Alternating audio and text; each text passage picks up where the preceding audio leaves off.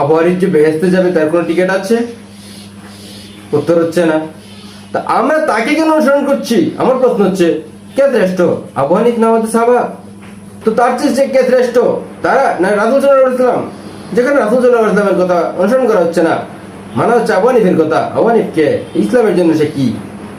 আজান শব্দের হচ্ছে আহ্বান করা, ডাকা, দাওয়াত দেওয়া, নিজের দিকে আকৃষ্ট করা। আসসালামু আলাইকুম রহমতুল্লাহ। সুধী দর্শক, স্বাগত জানাচ্ছি নতুন একটা ভিডিওতে। আর আজকের ভিডিওর মূল বিষয় হচ্ছে আজান। আজান শব্দের অর্থ কি? আসুন সর্বপ্রথম দেখি আজান কি। আজান শব্দের হচ্ছে আহ্বান করা, ডাকা, দাওয়াত দেওয়া, নিজের দিকে আকৃষ্ট করা, এমন প্রতিশব্দগুলো ব্যবহার করা হয়।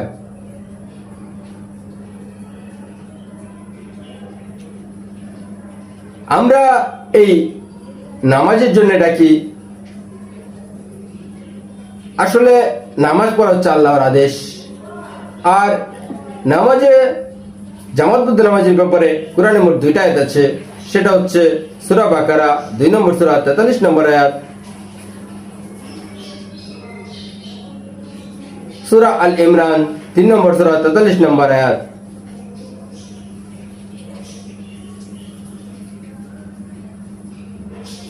যেটা বলা হয়েছে, তোমরা রুকুকারীদের সাথে রুকু করো।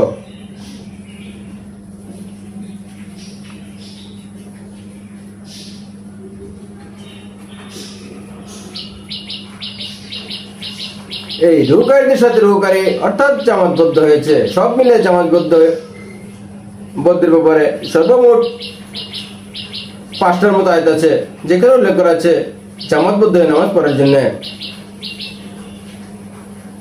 আর সেই নামাজের জন্য আমরা যে আজান দিই, সে আজান ইকামত নিয়েও আমাদের মধ্যে মতবিরোধ। কারণ আমরা কোরআন আর হাদিস পড়ি না, আমরা অনুসরণ করি শাফি রাদিয়াল্লাহু আনহুকে, আমরা স্বীকার করি আবু হানিফ রাদিয়াল্লাহু আনহুকে। আমি জানি না কেন বা কি চায় ওরা, আবার কেনই বা চায় ইসলামটাকে এমন খণ্ড বিখণ্ড করে দিচ্ছে। এদেরই বা সার্থকতা কি? লোক গণনা, যেহেতু হানফি লোকের সংখ্যা বেশি, তারা যা বলছে তাই আইন, তাই নিয়ম, তাই নিয়ম নীতি। যখন নামাজ পড়ার আদেশ আসলো, তখন আল্লাহ রাসূল সাল্লাল্লাহু আলাইহি ওয়াসাল্লাম চিন্তা করছেন কিভাবে মানুষকে আহ্বান করা যায়। কেউ বললো আগুন জ্বালাতে, কেউ আবার বললো সিংহায় ফু দিতে। তারপরে সাহাবা এসে বললো, হে আল্লাহ রাসূল, আমি স্বপ্ন দেখি একজন লোক আসছে, সবুজ পোশাক পরা। সে এসে বলল, তোমরা আকামত এবং আজান এভাবে দিবে যেখানে সেখানে দেওয়া হয়েছে আল্লাহু আকবার, আল্লাহু আকবার 2বার 4বার, তারপর বাকি সবগুলো 2বার করে। আবার ইকামতের ক্ষেত্রে আল্লাহু আকবার, আল্লাহু আকবার এটা হচ্ছে 2বার, আর সমস্ত কিছু একবার করে বলা হয়েছে। কিন্তু আমাদের নিয়ম নীতিটা একটু ভিন্ন। আমরা এটা মানতে চাই না, কারণ আবু হানিফ করেনি। আমার প্রশ্ন হচ্ছে, আমরা উপস্থিত যারা দেখছি, যারা বেঁচে আছি, আবু হানিফের সাথে কারো দেখা হয়েছে? সবাই উত্তর না। আবু হানিফ যে বেহেশতে যাবে তার কোনো টিকিট আছে?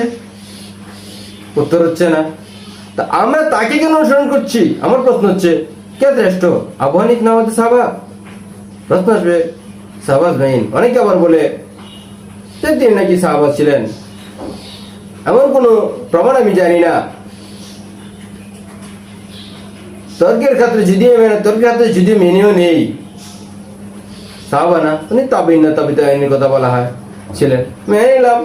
তর্কের ক্ষেত্রে যদিও মানি না, তবু তর্কের ক্ষেত্রে মেনে নিলাম।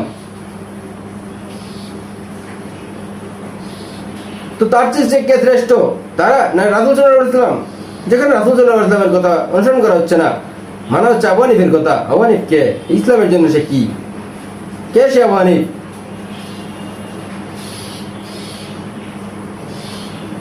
একই কথা ওমর রাদিয়াল্লাহু আনহু এসে আল্লাহ রাসূল সাল্লাল্লাহু আলাইহি ওয়াসাল্লামকে বলেছেন। আল্লাহ রাসূল বলেছেন, ঠিক আছে, এটাই হবে। হে বিলাল, তুমি যাও আর আজান দাও।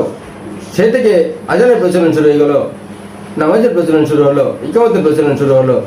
আর আজ আমরা এত বছর পরে এসে আমরা এখন যা বলছি সেটাই আইন, আর আগে কুরআন এবং সহিহ সব বাতিল হয়ে যায় ওদের কাছে।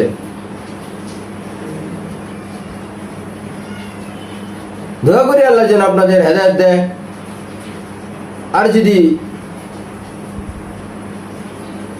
অনুসরণ নাও করেন, নাও মানেন, তবু আল্লাহ ক্ষমাশীল পরম দয়ালু। আসসালামু আলাইকুম ওয়া রাহমাতুল্লাহ।